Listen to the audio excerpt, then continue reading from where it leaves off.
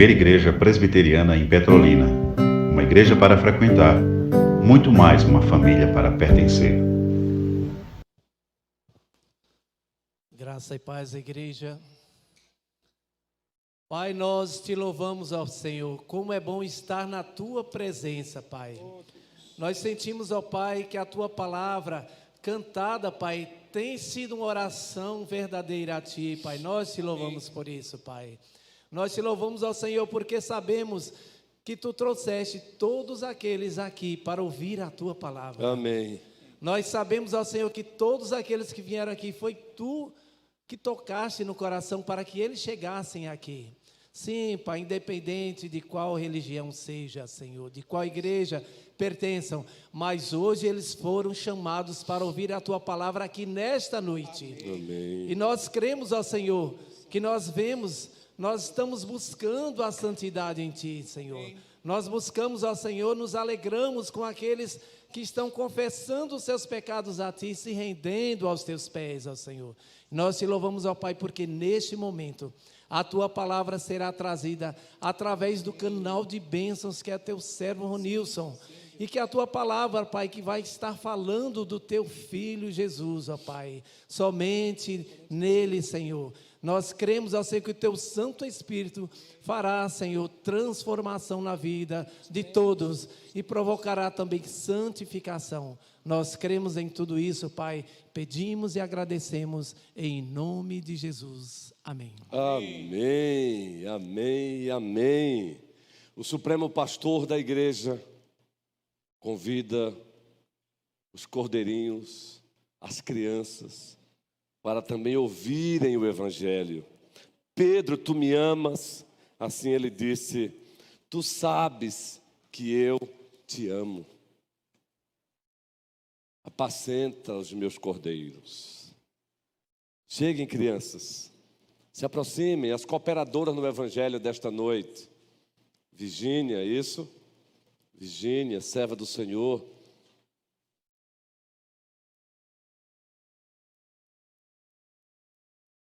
Bia também, isso. A Wanda nos informou uma questão de extraordinariedade. Oh, meu amor, muito obrigado. Eu vou guardar, depois o pastor lê, viu? Vamos orar? Pai nosso, que estás nos céus, rogamos a tua bênção sobre estas crianças, que elas aprendam a te amar, a te obedecer e a te glorificar, Senhor. Que elas prossigam olhando para nós e tenham-nos como referências de pessoas que te amam, pessoas que te obedecem, pessoas que vivem para te glorificar. Abençoa Virgínia, abençoa Beatriz, como cooperadoras no Evangelho. É no nome de Jesus Cristo, nosso Senhor e Salvador, que oramos. Amém. E as crianças dizem? Amém. Isso. Deus abençoe vocês.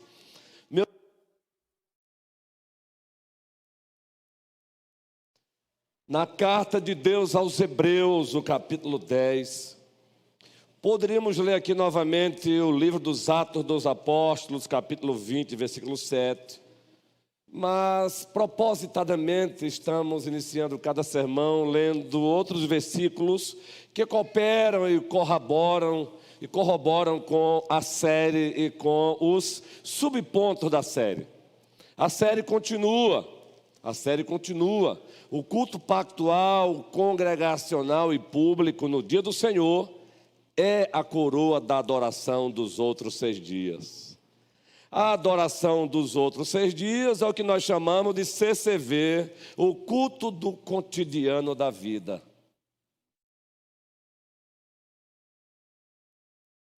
E a coroa do CCV é o CCR, o culto pactual, congregacional e público no dia do Senhor, que é o que estamos fazendo aqui. Estamos praticando o CCR, culto comunitário com os ritos que Deus estabeleceu. Hebreus capítulo 10, a partir do versículo 19, a ênfase será no versículo 25.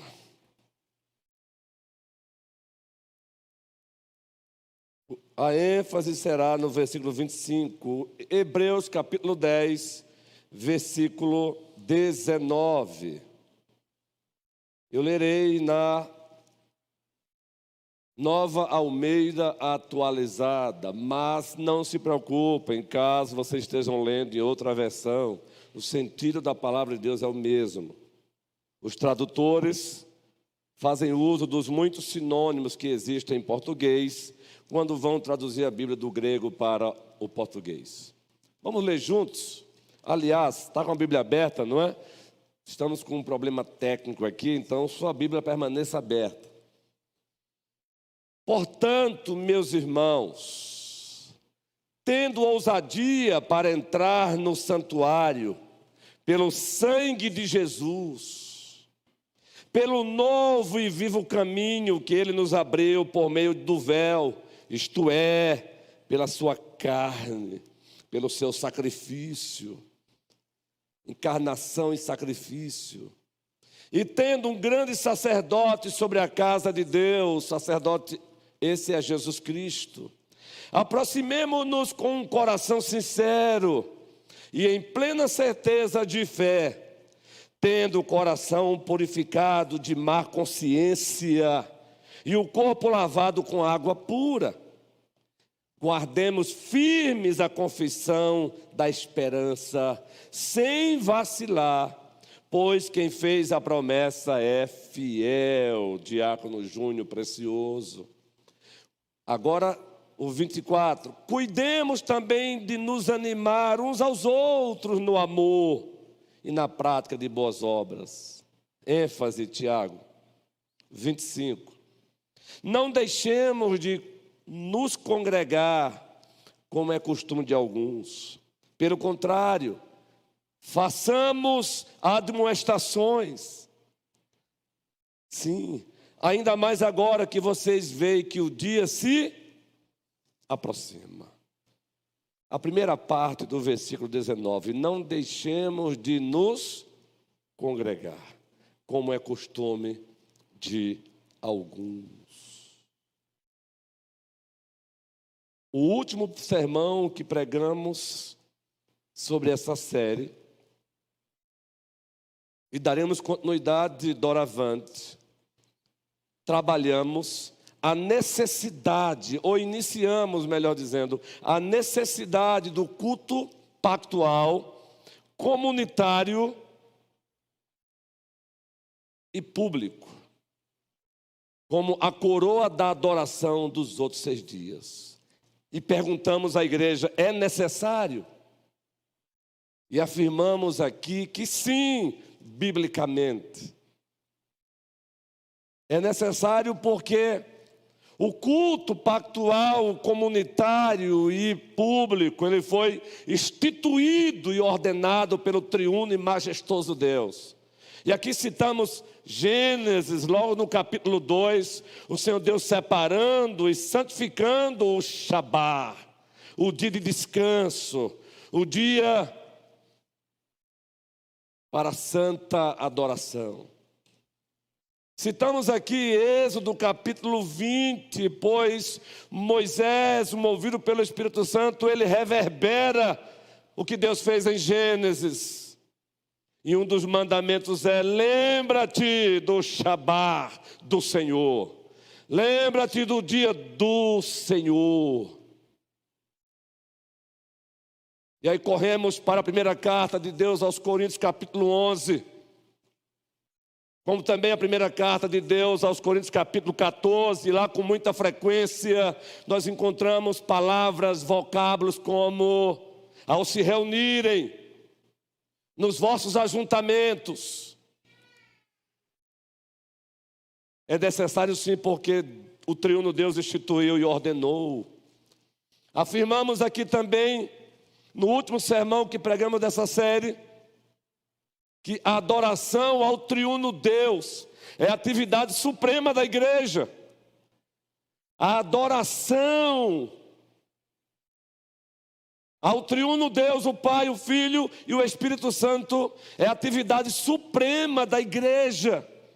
E nós citamos aqui a primeira carta de Pedro, carta de Deus, capítulo 2, versículo 9, um versículo um tanto quanto conhecido por nós, e ele se encontra assim: vós sois raça eleita, sacerdócio real, nação santa, povo de propriedade exclusiva de Deus, a fim de proclamardes as virtudes daquele que vos chamou das trevas para a sua maravilhosa luz.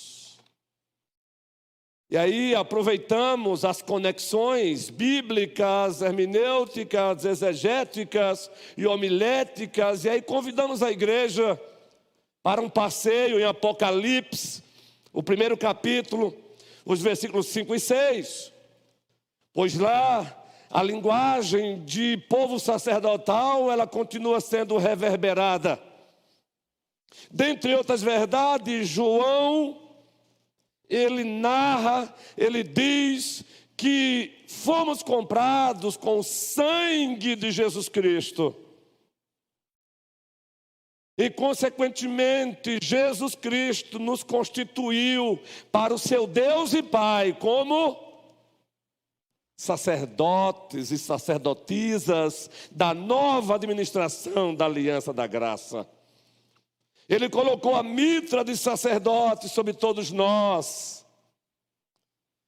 Por isso afirmamos, adorar ao triuno Deus é a atividade suprema da igreja. E agora, dando continuidade ainda sobre esse ponto, a necessidade do culto pactual, comunitário e público, como a coroa da adoração dos outros 6 dias, o culto é necessário sim.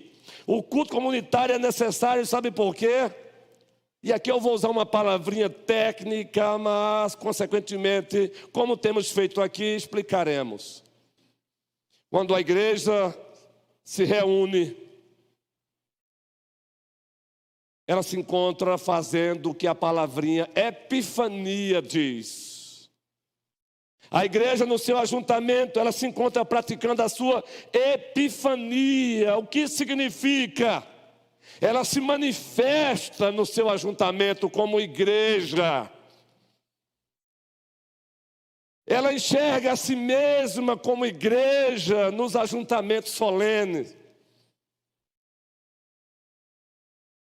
Isso é epifania, ela se manifesta como igreja, ela se manifesta como povo de Deus, ela se manifesta como povo sacerdotal.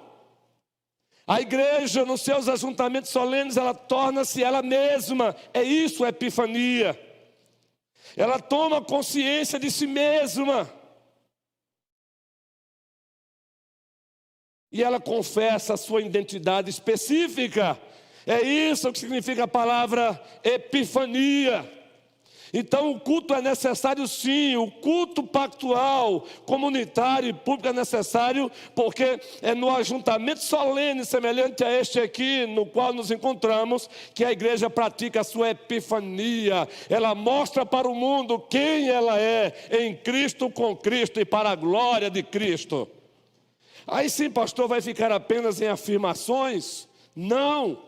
Qual é a base então para essa afirmação de que o culto é necessário? Porque quando a igreja está praticando o culto pactual, comunitário e público, ela está praticando a sua epifania, ela está tornando-se ela mesma, ela está dizendo para o mundo: somos povo de Deus, povo sacerdotal, povo da aliança.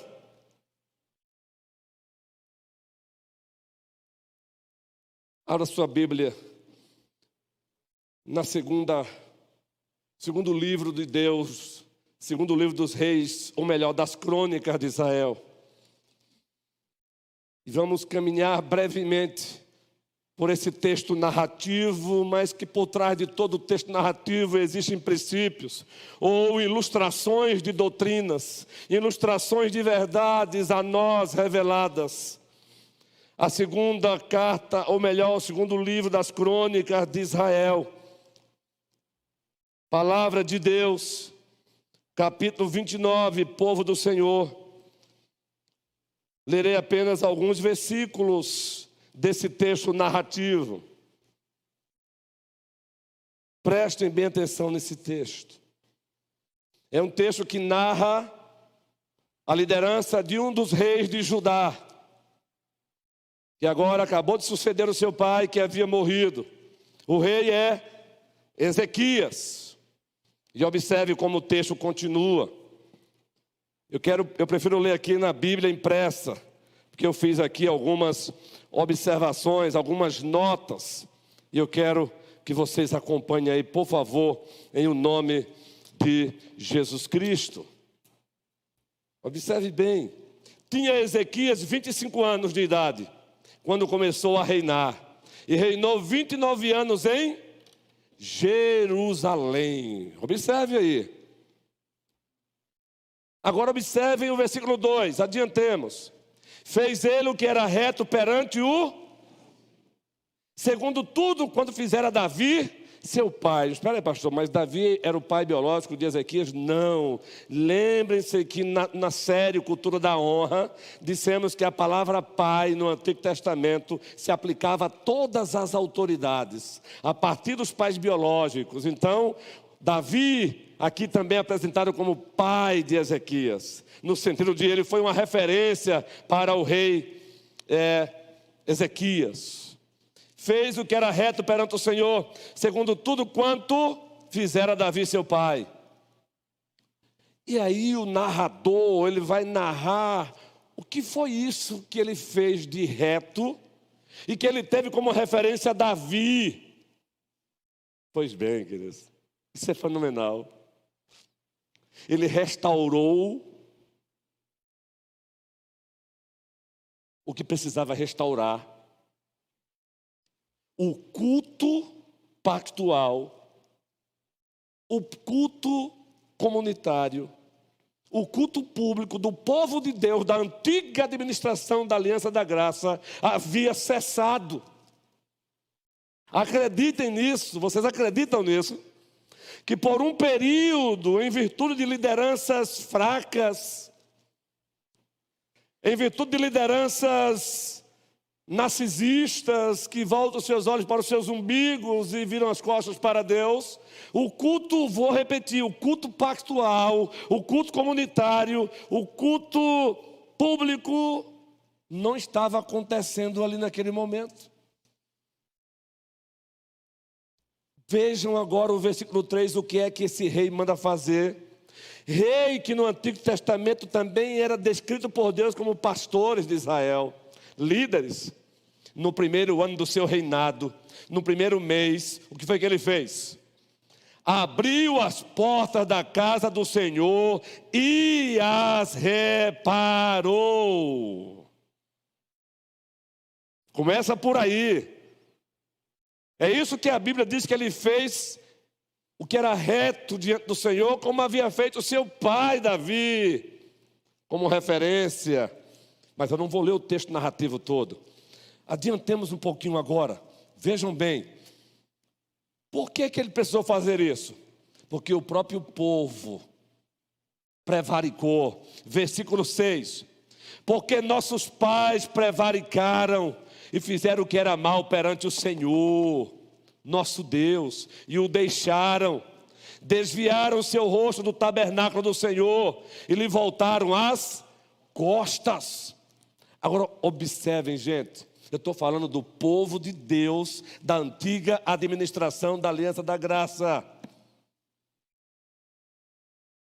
Versículo 7. Também fecharam as portas do pórtico, apagaram as lâmpadas, não queimaram incenso, nem ofereceram holocausto no santuário do Deus de Israel. Aí chega Ezequias e diz: alto lá, basta.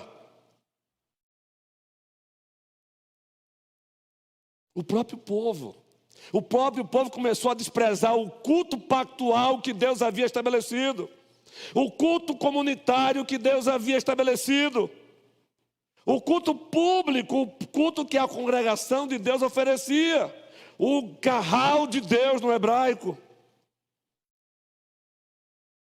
a congregação dos santos.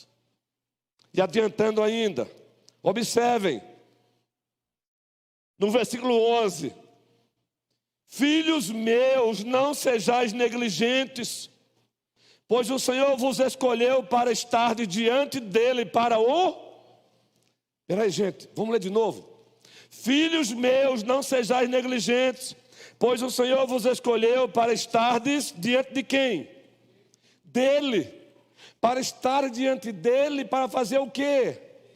Para vos servires. Entende por que o narrador começa narrando que Ezequias fez o que era reto perante o Senhor? Preste bem atenção, o nosso Deus está atento a tudo. Ele não abre mão do culto pactual que ele estabeleceu para o seu povo, também na nova administração, na aliança da graça. Culto público, culto pactual, comunitário e público não é facultativo. Deus se importa. E como Deus se importa? Agora o versículo 20 do mesmo capítulo. Então o rei Ezequias se levantou de madrugada, reuniu os príncipes da cidade e subiu o que, gente? Subiu A. E o Azinho aí tem um acento, não é? Subiu a casa do Senhor.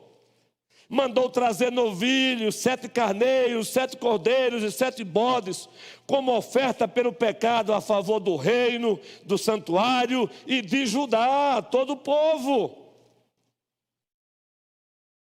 Versículo 27. Deu ordem a Ezequias que oferecesse o holocausto sobre o altar, porque já não mais ofereciam. Em começando o holocausto, começou também o cântico ao Senhor, com as trombetas, ao som do instrumento de Davi, rei de Israel. Agora vamos ler juntos o versículo 28. Toda a congregação se prostrou quando se entoava o cântico, e as trombetas soavam. Tudo isto até findasse o holocausto. Louvado seja o Senhor. A igreja no seu ajuntamento solene, ajuntamento este semelhante a este, ajuntamento esse semelhante a este, retificando aqui o português, ela está praticando epifania, ela está dizendo: somos o povo de Deus, somos o povo da aliança, somos o povo sacerdotal. Logo, quando um membro da igreja ousa se ausentar da congregação dos santos, do ajuntamento santo, exceto por obra de necessidade e misericórdia, esse membro está dizendo com a sua ausência: eu não pertenço a esse Senhor, eu não pertenço a esse povo que se diz do Senhor, e eu também não sou membro sacerdotal desse povo. Que é isso, pastor? Aí é demais. Não, resolva a questão com o Deus do pacto, com o autor primário da escritura. Estamos apenas sendo porta-voz dele, sem subtrair nada, sem adicionar nada, e manifestação de amor. Então, quando um membro da igreja ousa se ausentar do ajuntamento santo, instituído e ordenado por Deus, ajuntamento santo que é a atividade suprema da igreja, ajuntamento santo que é a epifania da igreja, ela torna-se igreja visível para ela mesma e para o mundo. Esse membro está dizendo: Gustavo, eu não sirvo a esse mesmo Deus que vocês servem. É claro que ninguém ousa dizer isso diretamente, presbítero Adualdo, mas a prática diz, a nossa prática diz. Pergunte se uma pessoa que não serve a Deus, ela abre mão dos seus compromissos no domingo. Ela não abre mão dos seus compromissos no domingo porque ela serve ao Deus delas. Agora o cristão que faz parte do pacto, ele negocia o seu compromisso com Deus por compromissos outros, que não passam pelo crivo da obra de necessidade e misericórdia. Não, meus irmãos, não façamos isso. O texto de 2 Crônicas 29 diz que Deus puniu o seu povo, porque o seu povo deixou de cultuá-lo pactualmente, comunitariamente. Não, pastor, não, eu não vi isso no texto, não. O texto não diz que Deus puniu o povo dele por isso, viu, não? Então eu convido você para ler o versículo 8 comigo. Veja o que Deus fez quando o povo dele deixou de valorizar o culto pactual, comunitário e público, claro, da antiga administração da Aliança da Graça. Veja como é que Deus reage quando uma ovelha dele ousa dizer que o culto pactual, comunitário e público tanto faz. Não há diferença se ele está aqui ou se está no shopping. Veja como é que Deus reage. Versículo 8, vamos ler juntos? Pelo que veio grande ira do Senhor sobre Judá e Jerusalém, e os entregou ao terror, ao espanto e aos assobios, como vós o estáis vendo com os próprios olhos. Deus disciplinou extraordinariamente o seu povo, pelo simples fato, e aqui estamos chamando de simples fato, de que o povo negligenciou o culto pactual que ele havia estabelecido. Porque o povo negligenciou o culto congregacional. Então, o culto pactual, comunitário e público é necessário sim, porque é a epifania da igreja. Vocês entenderam agora porque foi lido Hebreus, o capítulo 10, do versículo 19, muito especialmente até o 25? Queridos, Hebreus, do primeiro capítulo até o capítulo 10, versículo 18, você tem teologia, doutrina. Do capítulo 10, versículo 19, capítulo 13, até outro versículo, você tem a aplicação dessa teologia.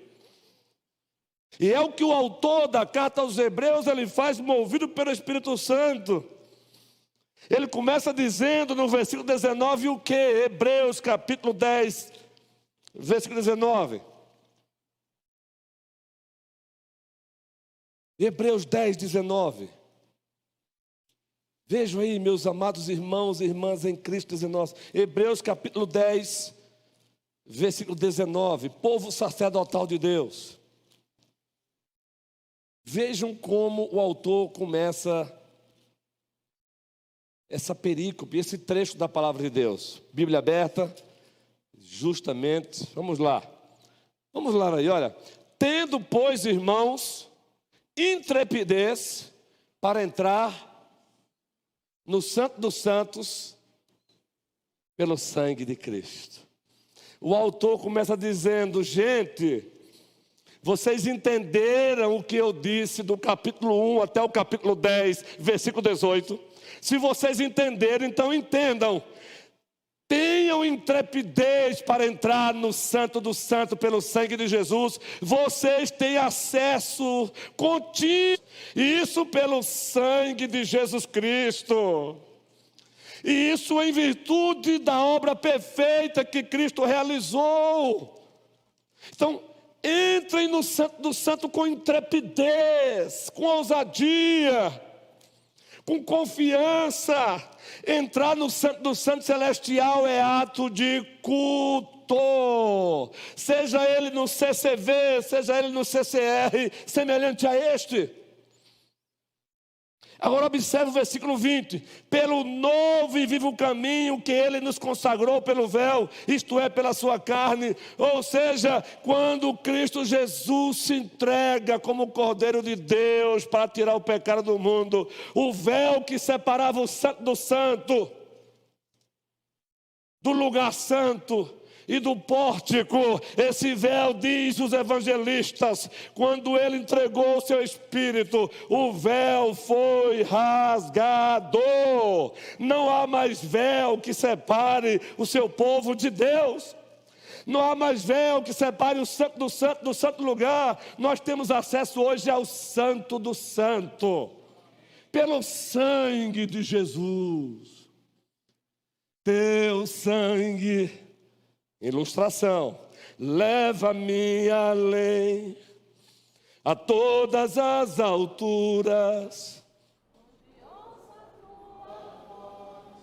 Fala de tua justiça pela minha.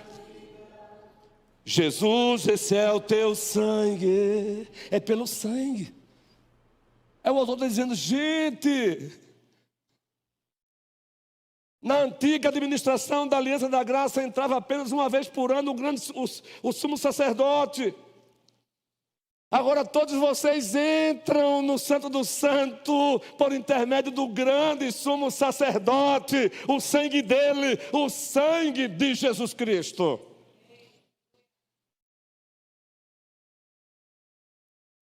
Versículo 22. Por esta razão, aproximemo-nos com sincero coração, em plena certeza de fé. Sem fé é impossível agradar a Deus.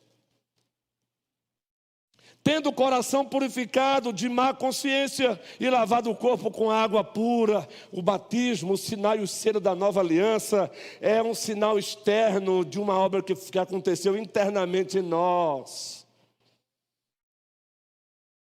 23, guardemos firme a confissão da esperança, sem vacilar, pois quem fez a promessa é fiel. Número 23, 19, Deus não é homem para que minta, nem filho do homem para que se arrependa. Agora observe os versículos 24 e 25. Consideremos-nos também uns aos outros, para nos estimularmos ao amor e às boas obras. Perceberam aqui que ele faz menção de fé, esperança e amor? E depois ele fecha dizendo: não deixemos-nos de congregar. É um desperdício criminoso quando você deixa de congregar. É o que o autor está dizendo. Quando você deixa de congregar, você está dizendo que a obra que ele realizou e nada para você é nada. Quando você deixa de congregar, você está dizendo para Jesus que o Eli, o Lama Sabactane, ele bebendo o cálice da ira de Deus no teu lugar, e nada é nada. Quando você deixa de congregar, você está dizendo que tanto faz, eu não estou nem aí porque ele fez. Quando você deixa de congregar, você está dizendo, e daí? Você está dizendo para ele, e daí? Você se entregou porque eu quis, eu não pedi.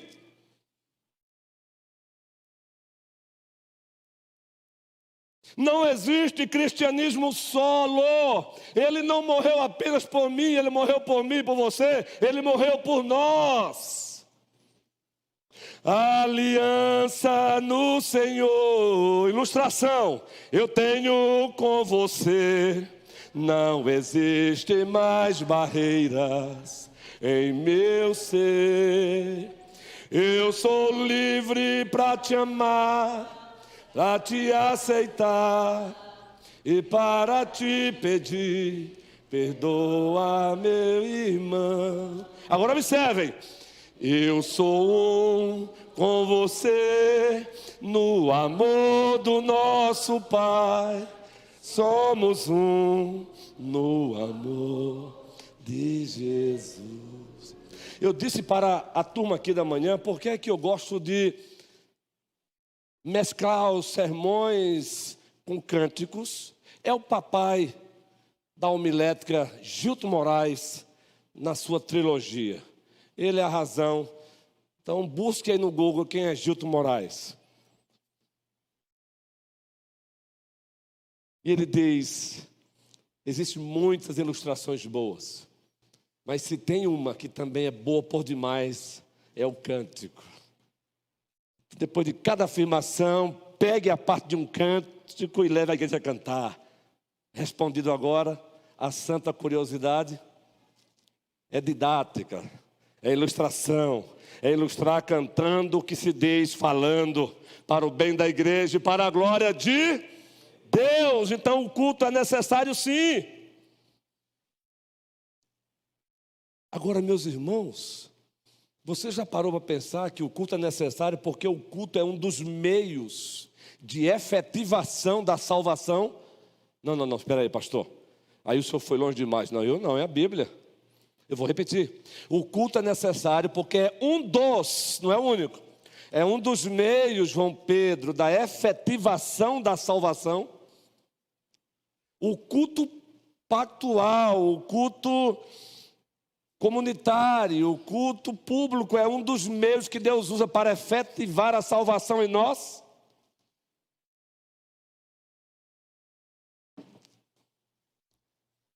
Para quem já é crente, é um dos meios que Ele usa para santificar. Para quem ainda não é crente, é um dos meios que Ele usa para salvar, converter. E pastor, apenas um texto, pastor. Ora, vocês conhecem Bíblia. O grande sumo sacerdote nos deixou várias orações como modelo, Vitória César Albuquerque. E Alessandro, um dos pedidos que ele fez na oração de João 17 é este: santifica-os e a tua palavra é a... Então, o elemento pregação de Deus, Vox Dei, é Deus santificando você, é Deus transformando você na imagem e semelhança de Cristo. Então, quando você se ausenta da santa congregação, você, exceto por razões de necessidade e misericórdia, Felipe, você está dizendo para ele: eu não preciso dessa tal tua santificação. É apenas ilustrativo, Felipe querido. Mas não é brincadeira, não. Você está dizendo para ele: eu não quero ser santificado pelo Senhor e ponto. E eu também, muito menos eu quero ser parecido com Cristo. Não, pastor, eu não digo isso não. Ninguém diz isso com palavras. A gente diz isso com ações, não é, Selminha? Com práticas. Pois o culto pactual, comunitário e público é um dos meios que Deus usa para efetivar a salvação. Converter uns, santificar outros. Ah, pastor, mas apenas João 17 não é pouco, não? É não. Mas como não temos tempo suficiente para citarmos muitos outros, eu vos convido para a primeira carta de Deus aos Coríntios, o capítulo 14. E o assunto ali é culto pactual, comunitário e público. A primeira carta de Deus aos Coríntios, no capítulo 14. Observe aí, povo de Deus. A partir do versículo 23, sonoplastia abençoada. A primeira carta de Deus aos Coríntios, no capítulo 14. Que carta! Que livro! Deus é perfeito. Capítulo 14, versículo 23. Vamos ler então? Vamos ler com calma. Como já dizia o meu primeiro pastor, Argemiro, voltou para São Paulo. Ele dizia assim: vamos fazer uma leitura gostosa. Vamos lá. Todos juntos? Se, pois, toda a igreja no mesmo lugar, olha só, a igreja precisa se reunir, ela precisa de um lugar. Igreja é gente, igreja é pessoa, mas ela precisa de um lugar para se reunir. E é por isso que, graças a Deus, temos esse espaço aqui. É por isso que nós valorizamos esse belo espaço. Deus seja louvado. Se, pois, toda a igreja se reunir no mesmo lugar e todos se puserem a falar em outras línguas, no caso de entrarem doutos ou incrédulos, sabe o que esses indoutos ou incrédulos vão dizer? Porventura, vocês estão loucos? E por que isso? Porque eles não estão entendendo nada. Paulo está fazendo uma correção pastoral, pois a igreja em Corinto estava fazendo isso. Fazendo um mau uso, fazendo um péssimo uso dos dons extraordinários. E também dos dons ordinários. Continua o versículo, gente. Porém, se todos profetizarem, e aí envolve também a pregação da palavra, e entrar algum incrédulo ou indouto, o que é que acontece com essa pessoa que entra? É ele por todos, e por todos, resultado disso, tornam-se-lhe manifestos os segredos do coração, e assim, prostrando-se com a face em terra, o que é que essa pessoa vai fazer agora? Adorará a Deus. E ainda vai dar um testemunho, testemunhando que Deus está de fato no meio de vós. Eu ofereci um gabinete pastoral na manhã de hoje para uma jovem que resolveu caminhar conosco. E ela disse: eu resolvi ficar aqui, pastor, eu não sei explicar, só sei de uma coisa. Eu senti algo diferente no meu coração. Ela falou isso com lágrimas nos olhos. Eu senti algo diferente no meu coração. Eu não sei explicar. Eu disse: eu sei. É a presença dele, Jesus Cristo. Há um clima todo diferente que aquece, mexe o coração da gente. Carlinho Félix. Aqui é só para quem é velho. É como um sonho, é como um sonho.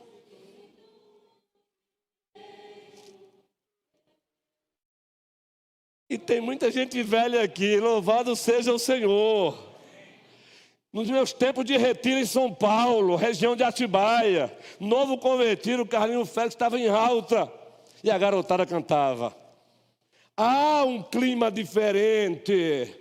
O Espírito Santo não é uma força, ele é uma pessoa. Ele age também na pregação. Por isso John Stott escreveu um livro: eu creio na pregação e eu também creio por demais. Por isso estou aqui pregando a palavra do Senhor. O culto pactual, congregacional e público é um dos meios de efetivação da salvação. Olha aí, ó. Ele santifica quem já é e converte quem não é.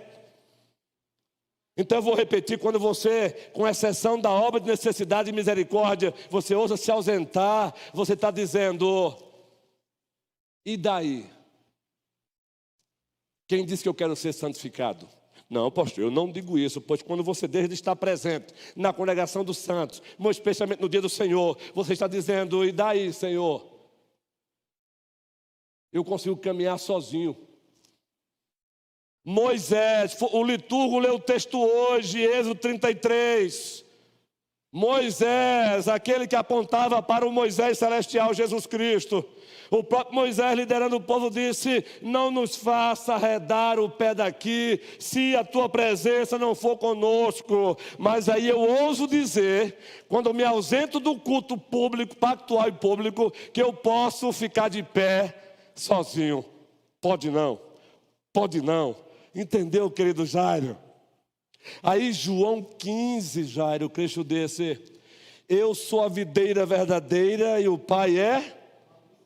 O ramo que estiver em mim e der fruto, o que é que eu faço? O ramo que estiver em mim não der fruto, o que é que eu faço? Corto. O ramo que estiver em mim der fruto, o que é que eu faço? Eu lapido, eu podo. Para quê?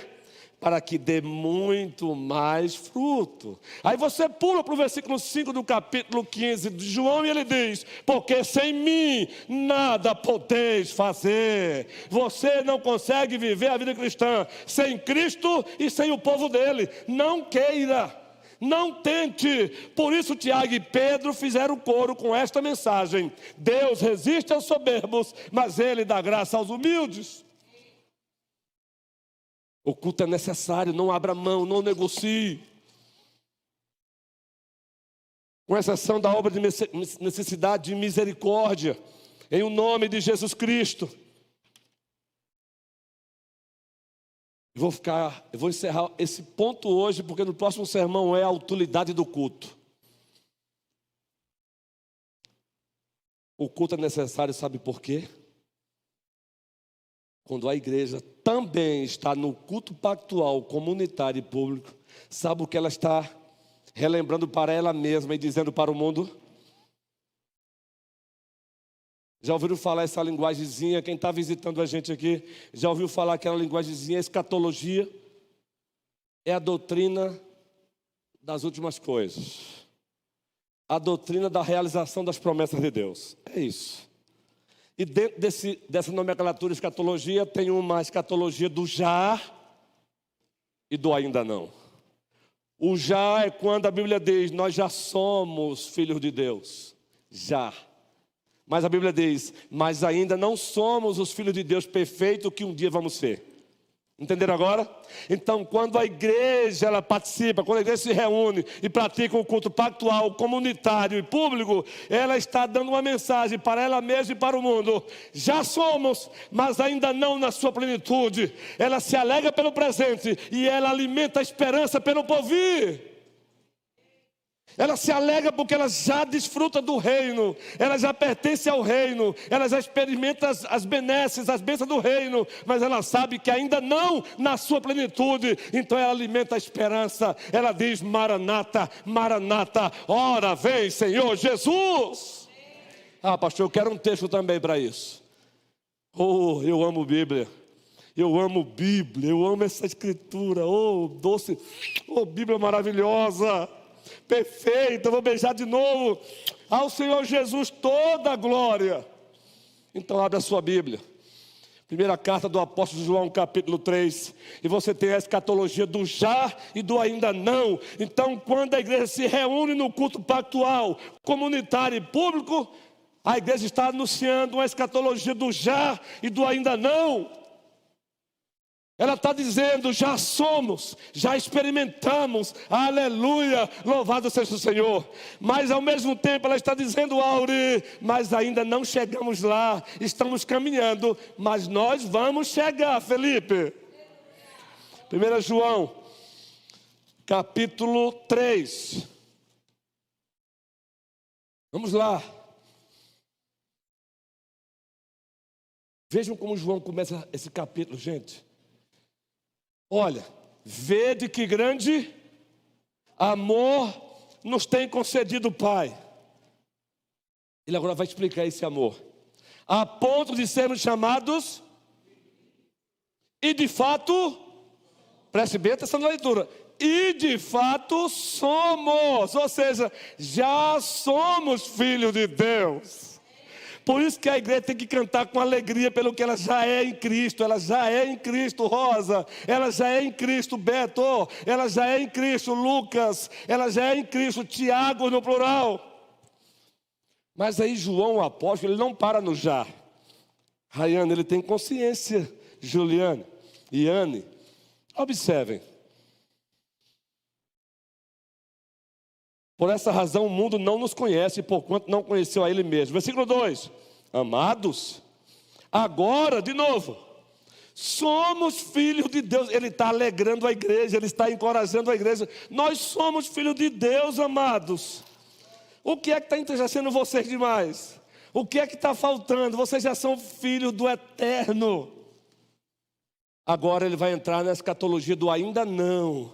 Ele vai nos levar para o futuro agora. Ele diz: mas calma aí, porque não chegou ainda a plenitude. Vamos ler o restante? Amados, agora somos filhos de Deus. E toda a igreja ainda não se manifestou o que haveremos de ser.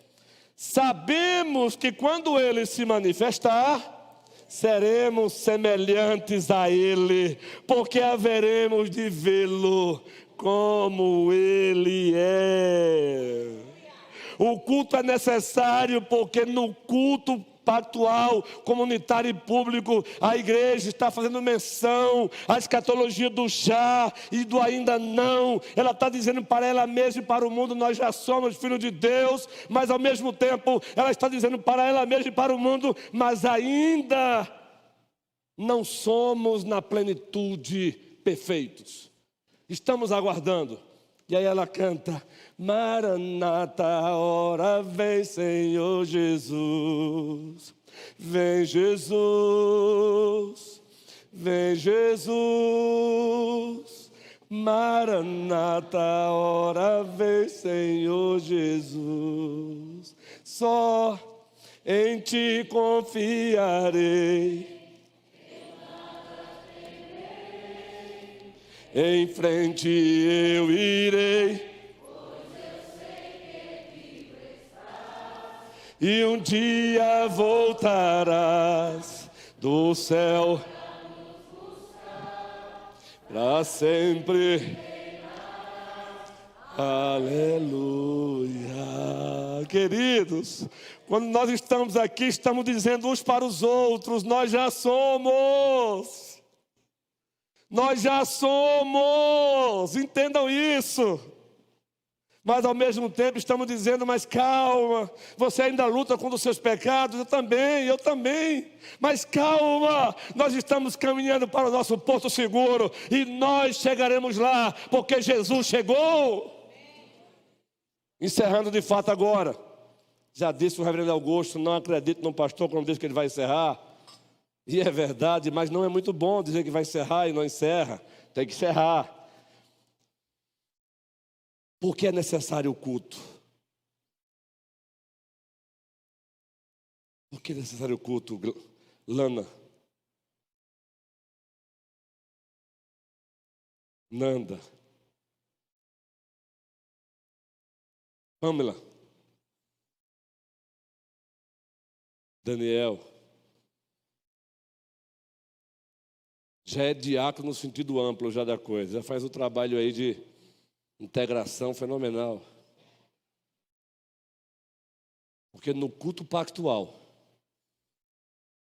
Gustavo, João Pedro, no culto comunitário, Sônia, e público, quando estamos aqui, e aqui estamos, nós estamos no que os teólogos chamam de a antessala do novos céus e da nova terra.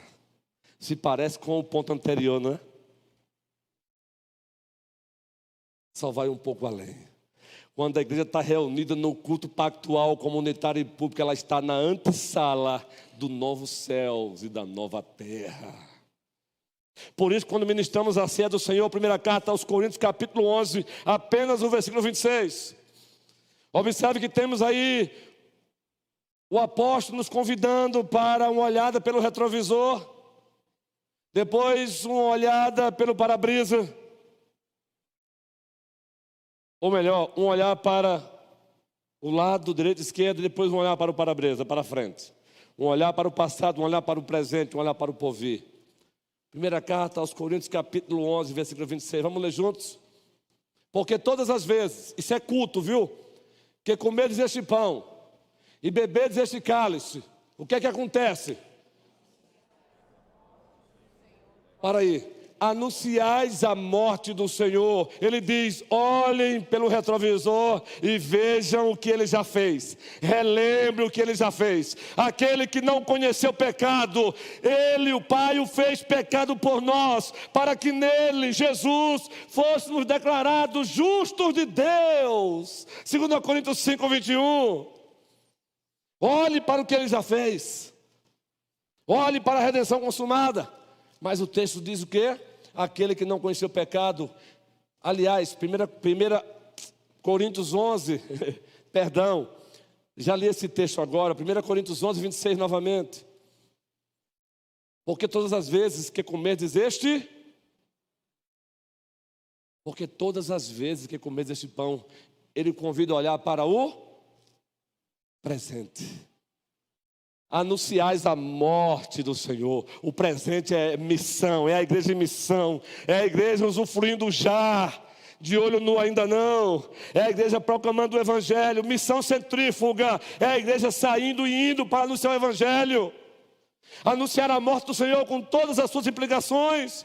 É a igreja praticando a missão centrípeta. Ela atrai pelo bom testemunho. É ela sendo sal, é ela sendo luz. Olha só, Ed, Sermão do Monte. O próprio Senhor disse, vós sois o sal da terra. Se o sal se tornar insípido, para nada mais presta, a não ser para ser jogado ao chão e ser pisado pelos homens. Mas ele não para aí, Juan. Vós sois a luz do mundo. Não se esconde uma cidade edificada sobre um monte, nem se acende uma vela e coloca debaixo do velador, mas sobre para alumiar os que estão na casa. E assim Asaf, ele conclui, assim brilha a vossa luz diante dos homens, para que vejam as vossas boas obras e glorifiquem ao vosso Pai que está nos céus. Isso é missão centrípeta. A igreja atrai pelo bom testemunho. Então, um convite para assumir a responsabilidade do presente. A igreja não tem que ficar choramingando, ela tem que avançar, pé no acelerador, fazendo discípulo, plantando igreja, expandindo o reino para a glória de Jesus Cristo. Mas aí tem a última parte do versículo. Porque todas as vezes que comerdes este pão e bebedes o cálice, anunciais a morte do Senhor, um olhar para o passado. Anunciais a morte do Senhor, um olhar para o presente. Até que Ele, Paulo diz, olhe para o futuro. Sempre que comerem do pão, beberem do cálice, lembre-se, Ele virá. Ele virá. Ele virá. O reverendo Ilaquitan citou esse texto aqui, João 14, há 8 dias, lembram? Não se turbe o vosso coração, credes em Deus, credes também em mim. Na casa do meu pai há muitas moradas. Se não fosse assim, eu vos teria dito, vou preparar-vos lugar. E quando eu for e preparar-vos lugar, eu voltarei para onde eu estiver. Estejais vós também. A Jesus Cristo toda a glória. Até que Ele venha. Então, quando a igreja está reunida no culto pactual, comunitário e público, ela está na antessala do novo céu e da nova terra. 2 Pedro capítulo 3, versículo 13, Pedro admoestando a igreja, dando direção à igreja, encorajando a igreja, ele diz, não dê ouvido aos escarnecedores, não se distraiam com os zombadores, são filhos da perdição. Não, se concentrem nas promessas de Deus para vocês. E qual é a promessa que Ele vai lá trazer à tona? Nós esperamos os novos céus e a nova terra onde habita justiça. O culto é necessário, sim. Por tudo isso e muito mais. E no próximo sermão, a utilidade do culto e o seu conteúdo. Só vamos terminar essa série em dezembro, se o dono da vida da igreja quiser. E aí, janeiro, Filipenses, às quintas-feiras, Atos, e o pé no acelerador.